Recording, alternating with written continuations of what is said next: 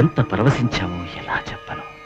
ఒకనాడు ఒకనాడు నువ్వు మా ఏకాంత సేవా సమయంలో జో అచ్యుతానంద జో జో ముకుంద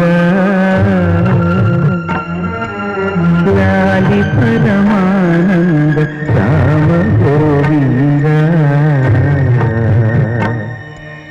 జో జో జో జో అంటూ లాలి పాడుతుంటే పసిబాలకున్నై వటపత్రంపై పవళించి సేద తీరానయ్యా.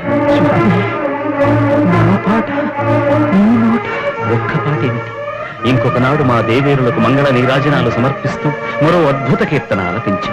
ఆ కీర్తన పద్మ పద్మ ఏమిటది? క్షీరాబ్ది కన్యక